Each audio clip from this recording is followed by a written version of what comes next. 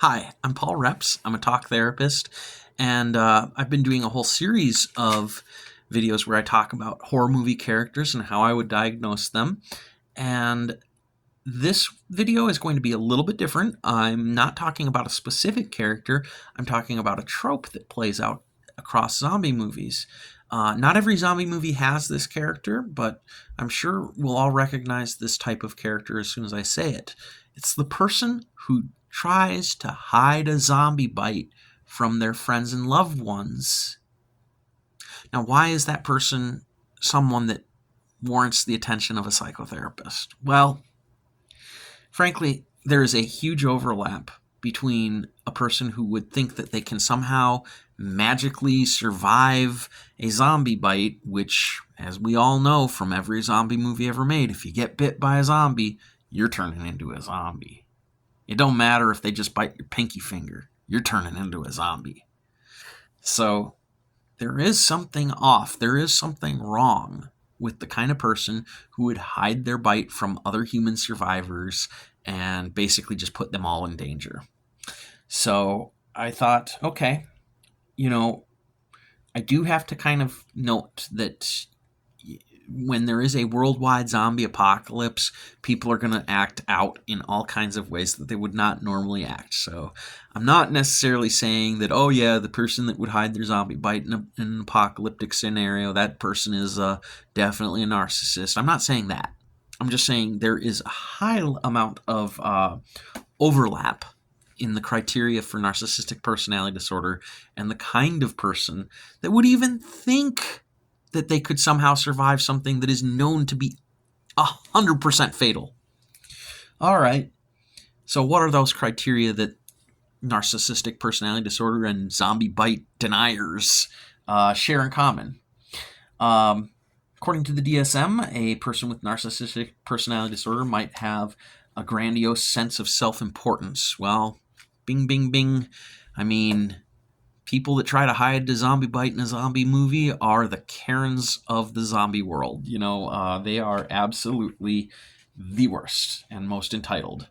And that's actually part of the DSM criteria. Having a strong sense of entitlement or unreasonable expectations of others is considered part of the criteria for a narcissistic personality disorder diagnosis. Also, belief that one is very special. Well, as I said, what could possibly be more special than thinking you're going to survive something that is not survivable? Interpersonally exploitive of others. Well, that is, what could be more exploitive of others than joining a group of survivors in the apocalypse when you yourself are carrying the contagion that they're trying to survive, and you have that contagion. Man, I hate the Karens that try to hide zombie bites. And they do it because they lack empathy. They don't care. They don't care that they're putting other people in danger. They're watching out for themselves and only themselves. Even if they've only got 48 hours to live, they're going to live those 48 hours in safety and comfort. And lastly, I would say that generally speaking, those kinds of characters are usually drawn by writers to be haughty, arrogant, and just insufferable jerks. So those are the overlaps between the criteria for narcissistic personality disorder and a person who is trying to hide their bites in a zombie apocalypse. The reason I'm bringing this up is not so much to bash people who have a pretty severe type of personality disorder. Like, I do feel badly for folks that are trying to get through the world with a set of notions in their mind that really alienate them from a lot of people. I mean, not to say boo-hoo for the narcissists, but they do not have a great life. It is not easy. I'm bringing this up more for the people who worry that they might be too selfish, the people who worry that they might be a narcissist. I mean, I see a lot of people in my office, and a lot of people who worry that they're taking too much from others or that they're being too selfish are actually the most self-sacrificing people I've ever met. to the point where it's actually a pathology for them because they don't have any boundaries and people walk all over them. And that bugs me.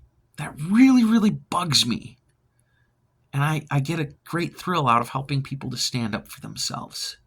So, you're probably not a zombie bite denier. In fact, you're probably the kind of person who would be like, hey guys, I've been bit. What can I do to help out before I croak? Also, please make sure you have a bullet handy. So, hopefully, to all the good people out there who are as annoyed by zombie bite deniers as I am, know that you yourself are probably not that kind of a person. Good luck, and don't get bit.